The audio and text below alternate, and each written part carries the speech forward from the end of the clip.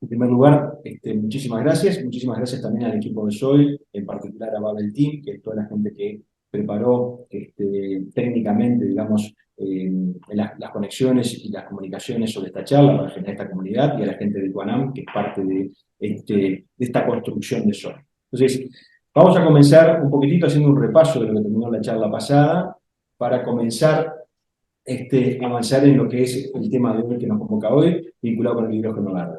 Agradecemos particularmente la participación, que ya escuchamos por ahí a Fernando Ley, a Urs Benes, que está participando en Alemania, y la otra persona de España. Vemos que hay gente justamente de distintos lugares, así que bueno, para todos ellos, muchísimas gracias. Voy a compartir presentación entonces.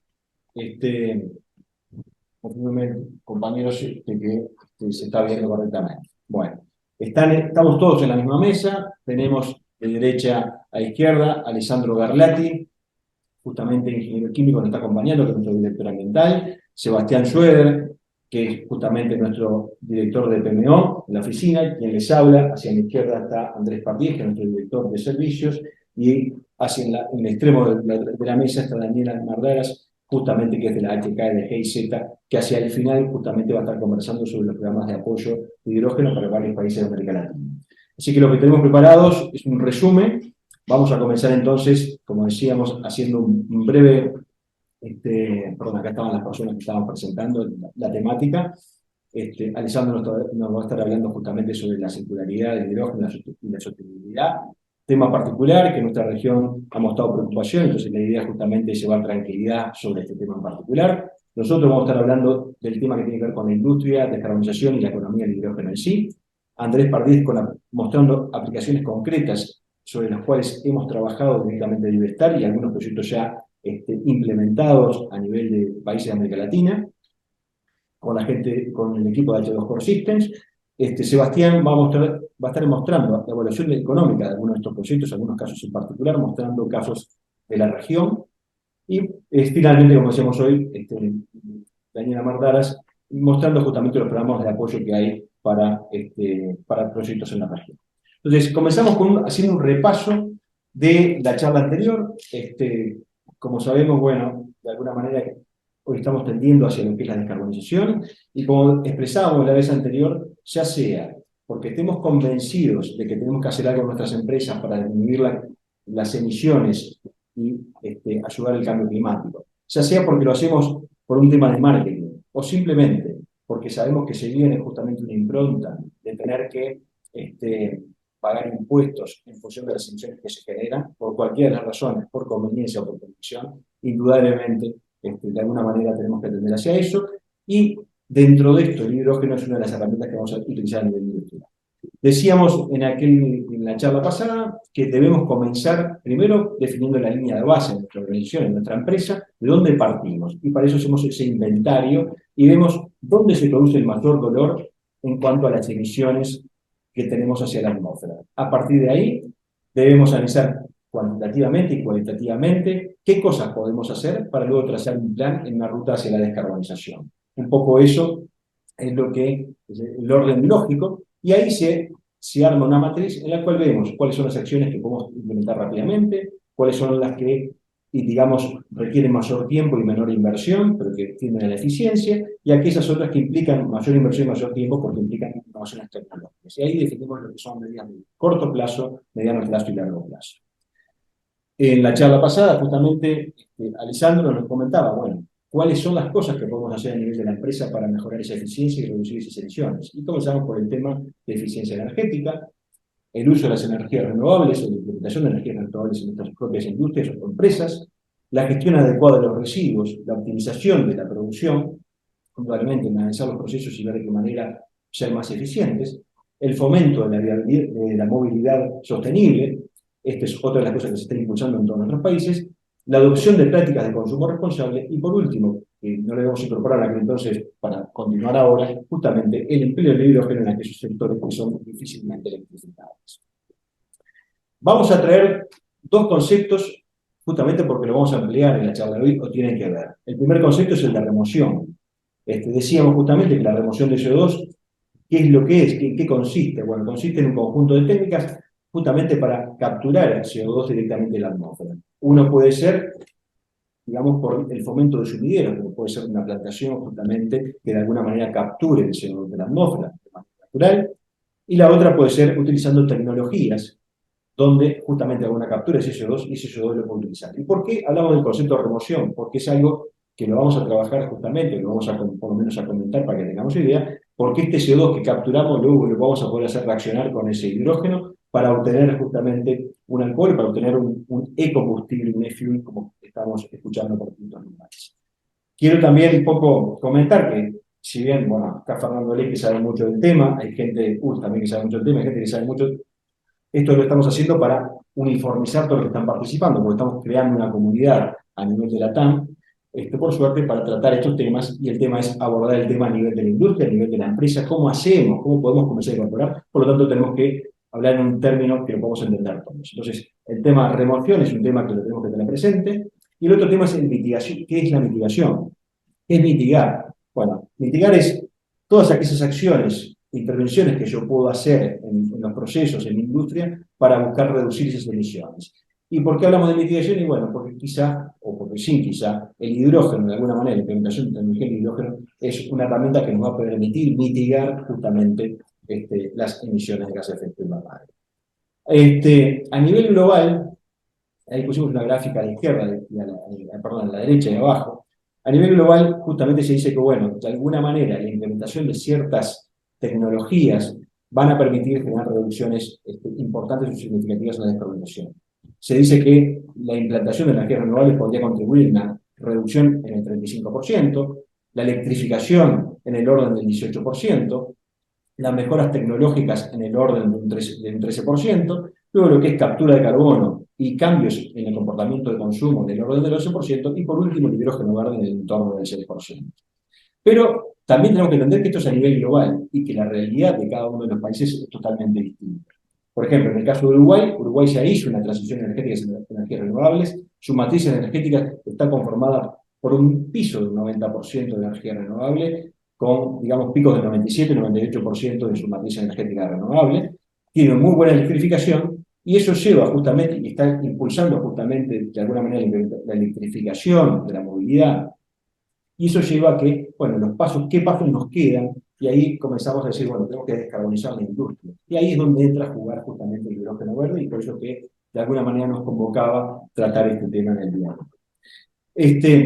Y como resumen de la vez pasada, decíamos, bueno, entonces, ¿qué implicaba? ¿Qué tenemos que hacer en la empresa? Primero, decidirnos, sabemos que tenemos que ir para ese lado, está de alguna manera dictaminado, ya hay empresas que están exportando, que les comienzan a solicitar, bueno, decime cuál es tu huella de carbono. El segundo paso, vas a decir, bueno, te voy a ponderar tu precio, y le voy a decir, bueno, qué impacto en las emisiones tú tienes, y con eso voy a comparar precios. Ya la propia Europa está buscando medidas compensatorias, porque como son exigentes en su mercado, dice, bueno, yo esta exigencia que la tengo para la gente que produce aquí, la tengo que trasladar. Y eso lleva necesariamente a que eso afecta a nuestros países, primero al sector exportador, y entonces pasa por tomar conciencia de eso y comenzar a tomar la decisión de qué es lo que hago. Primero que tengo que hacer es saber dónde estoy parado, medir, posteriormente diseñar un plan de reducción, implementar esas reducciones, y por último, aquello que no puedo reducir, compensar. Ese es el ciclo que habíamos visto la vez pasada como resumen. También, como resumen, y que se va a repetir en toda la presentación, esto se nos va a producir de manera sistemática. Cada vez que tratamos estos problemas, que de alguna manera tienen distintas aristas, que implica la participación de diferentes profesionales y de distintas áreas y sectores, nos obliga a tener una mirada holística, bastante integral sobre los procesos en la empresa para buscar esas optimizaciones en cuanto a la descarbonización. Eso nos lleva también a que existe una figura, no solamente la del ingeniero especialista, sino la figura de la ingeniería de integración, de buscar soluciones y de integrar distintos elementos, distintas tecnologías para buscar esas soluciones de manera conjunta, trabajando en equipo. Nos plantea un desafío para el que muchos de nuestros países no estamos acostumbrados. Y por último, la implementación de esas obras, la implementación de esas soluciones, la búsqueda de los financiamientos y de qué manera puedo apalancar eso. Que muchas veces para una empresa grande es fácil, porque de repente tiene todos los profesionales y todos los recursos, pero para una empresa más pequeña se le hace más difícil, y ahí el rol de las empresas de ingeniería, que pueden prestar esos servicios de manera multidisciplinaria, pasa a tener un rol importante. Ahí donde estamos jugando nosotros o donde queremos jugar.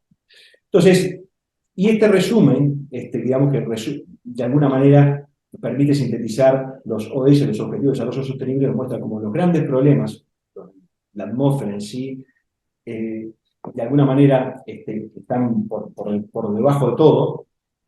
Tenemos los problemas sociales, los problemas de la economía de las empresas, pero todo eso lo vamos a integrar y quedan integrados en el ODS 17, que de alguna manera, por eso nos llama atención este gráfico, porque resume cómo, y de muy buena manera, cómo la alianza para conseguir los objetivos pasa a ser fundamental. Y es la alianza con los profesionales que te hemos dado, es la alianza con las empresas que te hemos dado, es la alianza con las empresas que están dentro del país, es la alianza de los propios países y de las regiones para justamente abordar este tema con responsabilidad.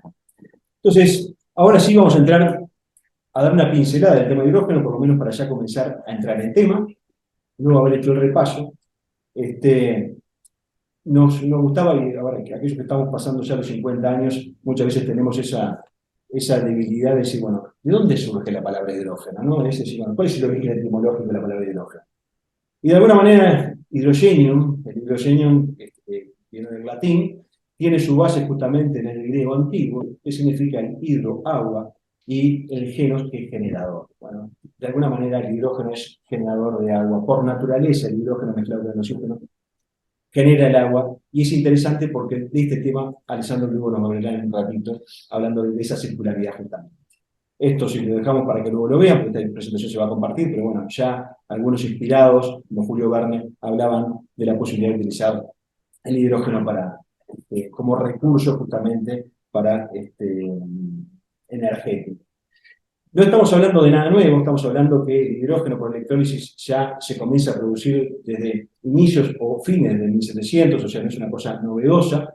Sin duda que la industria ha ido evolucionando, se ha utilizado mediante cracking, se ha obtenido mediante cracking catalítico, por reformado catalítico, pero al día de hoy justamente se lo ve de alguna manera como una solución para el cambio climático, para disminuir las emisiones de gases de efecto invernadero, fundamentalmente en aquellos sectores donde no es posible electrificar.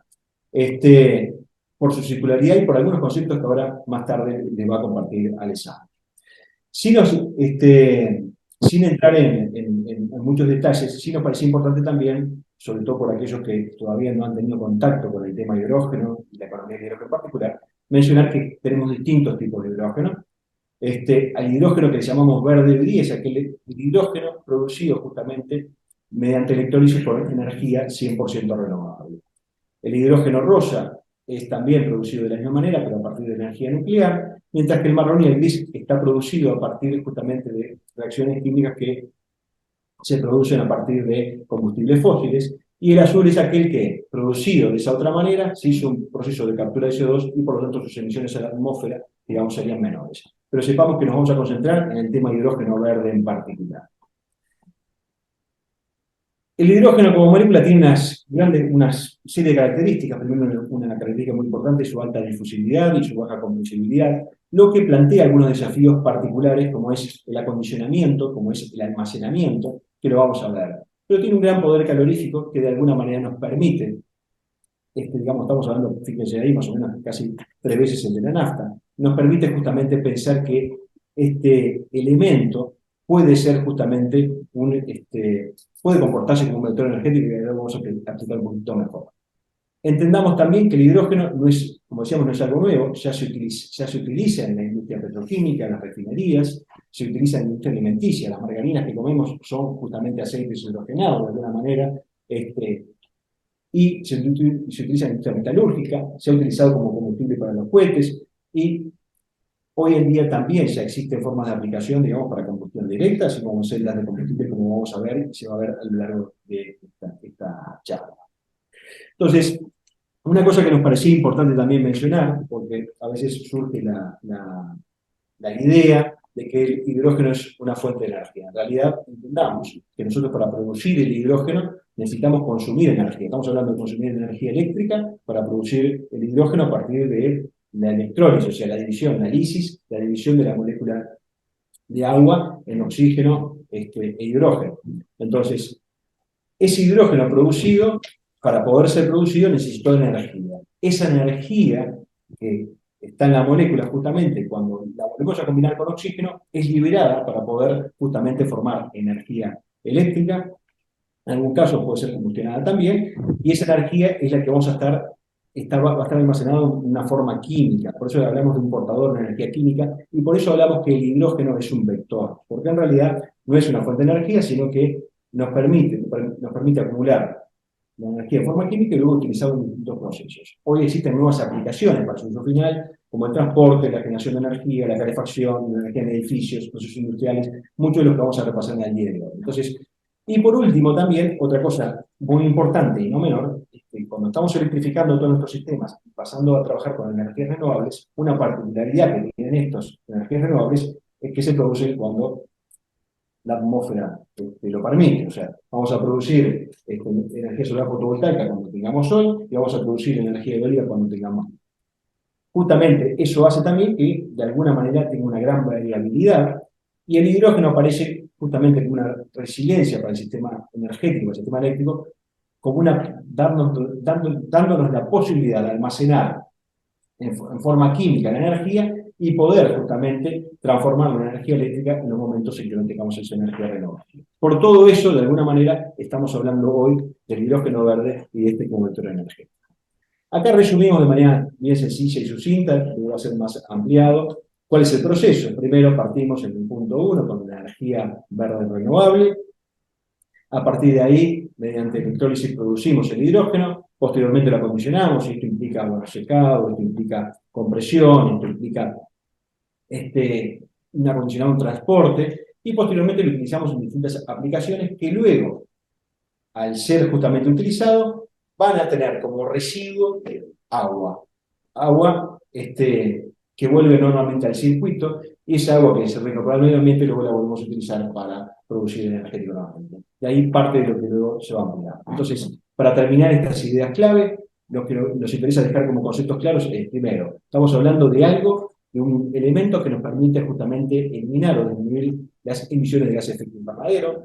Tenemos que pensar en el hidrógeno como un sistema más a resorte, o sea, en energía potencial química, donde la podemos almacenar. Y el otro tema es el tema de la circularidad, que ahora nuestro querido compañero Alessandro me va a comenzar a compartir.